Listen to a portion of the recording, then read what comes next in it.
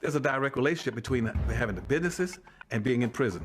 Go find see how many Asians you can find in American prisons. You ain't gonna be in there. But 51% of your prison will be black because blacks don't have any businesses and industries. There's a direct link. Blacks won't practice group economics. Black won't practice group politics. If you don't practice, you're setting yourself up. I told that 5-story building, you're setting yourself to get wiped out. Understand the nature of race, which is economics. If you build the first floor, it's economic. Build your businesses and your industries. Control business and industry, and put that pulls in your money, and hold that money, and practice group economics with it. Arab and Asian money bounces 12 to 13 times what it leaves. Jewish money bounces 18 times. Black folk got to learn how to practice group economics. Black Americans spend every penny they get outside their own community. Then you take the money and the wealth that you get from that first floor and go to the second floor. The second floor is politics. You then take that money on the first floor and you control your politics. Black folk must quit allowing people to tell them to go out and vote. Vote for what? Nobody's going to do anything for black folk in politics. Politics is controlled by money, major corporations who got the money. That's what controls politics. If you have no money, you have no say-so, you have no benefits coming. So you take your money and you control, and you take your money from the first floor, you buy every politician on the second floor. And then the politician you can't buy, you rent or lease them to get what you need. Then once you get the second floor under control with the politician, with your money, then you go to the third floor. The third floor then is the police department and the court system. You take your money from the first floor and your politics on the second floor, and you control the court system and the police departments. Then the fourth floor, then is media.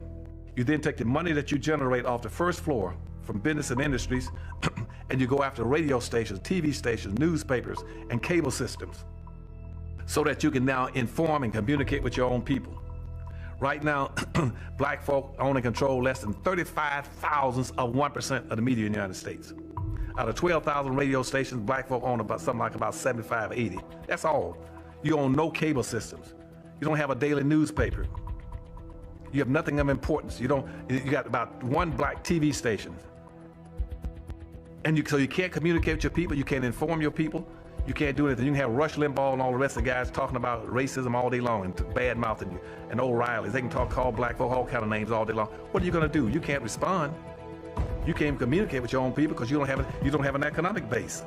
51% of all the prisons in the United States are black people. You only make up 12% of the population. That's no accident. It's because you don't control the economics and the politics.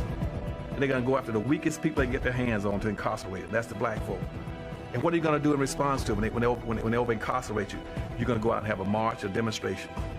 We're gonna march. March for what? Who cares? Marching, they never changed anything.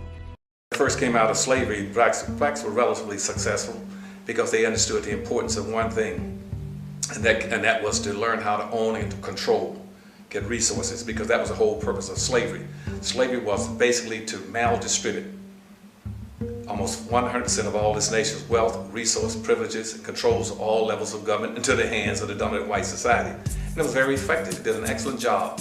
And when slavery came into existence in the 1500s, it had a very specific purpose. Slavery was an economic issue, not a social issue.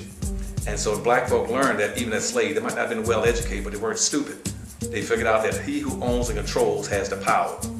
And so when slavery ended in the 1860s, about 1866, at that point in time, they learned something else from the radical Republicans who came out and said that black people in America can only be one or two things.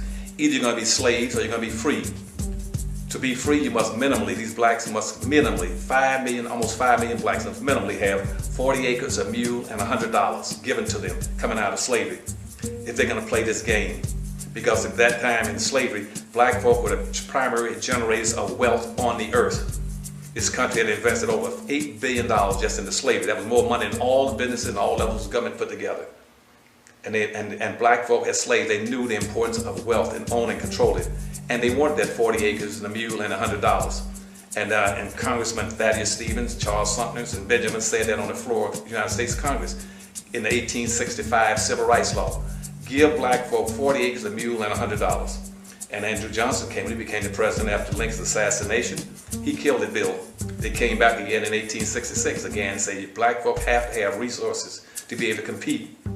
And then later on they converted that to the 14th Amendment in 1868. But in the meantime, black folk left slavery, not owning, controlling anything. Black folk left slavery after 400 or 500 years, penniless, poor, disorganized, no religion, no clothes, no food, no animals, no home, no land, no tools, no weapons, nothing. And white folks told them, go out there and compete. And unfortunately, our leadership didn't understand that. You cannot compete not owning anything. But a few blacks got the word. They said, what we got to do is try to get some of that land at 40 acres and a mule. Slavery was affirmative action. Slavery was affirmative action. Jim Crow segregation was affirmative action. It was rewarding those people who had certain kind of skin complexion. That's what it was for. Affirmative action was written to be corrective action. C-O-R-R-E-C-T-I-V-E, corrective. Corrective action for what? For something that the government has consistently done to impede, to exploit, to degrade, and to degenerate a specific group of people. That's what it was written for. It had nothing to do with gender, handicap, senior citizens, gays, midgets, humpbacks, just black people. That's the only people the government had systematically at all levels, from the state, county, and federal level, had gone out of their way to pass laws, slave codes, and see, blacks couldn't get out of slavery because of the federal government. The average black business can't even get the capital to present itself to the black population that the other people can get the capital to do. Now, one would ask the question, how can all these poor immigrants come to this country and have all this capital? If they had that capital, why did they leave home? And if they didn't have the capital when they left home, how are they getting this capital here when they have no credit records and they have no paper trail and they have not? So who's capitalizing them? And I think if we begin to look at that question, we begin to get to the bottom of what's going on in the black community. See, and you cannot, it's impossible in theory and practice to acquire wealth and power or to be economically competitive without a community. And right now in America, black folk do not have not one single solitary community in America. You cannot prosper, you cannot compete. It's going to be very difficult for black folk even to survive under the present circumstances because they don't have communities. All black folk got are neighborhoods. A neighborhood is like a bucket with a hole in it. A neighborhood is where you eat and sleep. A community is where you store your values, your history, your wealth, your power, your resources, your jobs, your tax base. Most of these neighborhoods have gotten so bad and so crime-ridden and run down and so dysfunctional that the neighbor has moved and all you got left is a hood.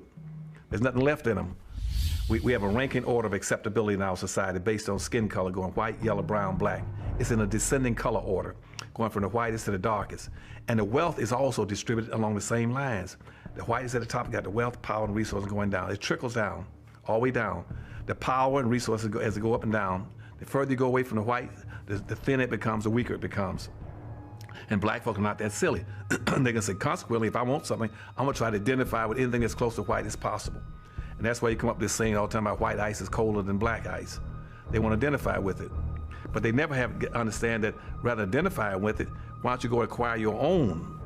Then your black ice will be just as cold as white ice. Black folk on an aggregated national disposable basis of collected income, they might be the 9th richest nation on earth.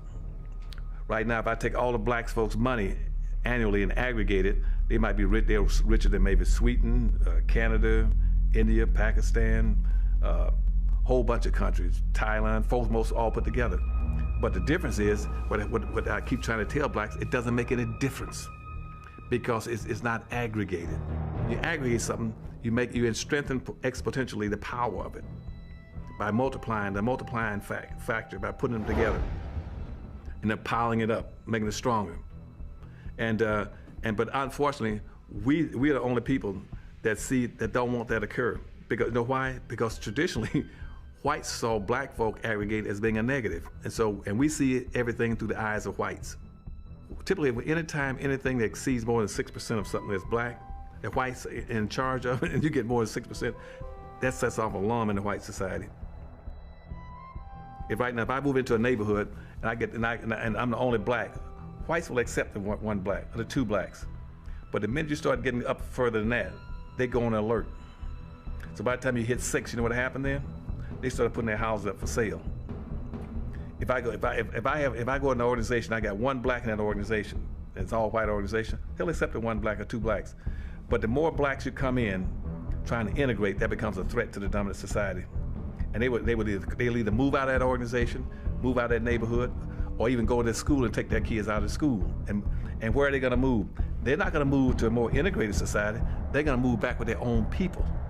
When a white person takes his kid out of a school, out of an integrated school, he's not going to go and try to find another integrated school. He's going to take his kid to a segregated academy, a charter school, or an all-white suburb.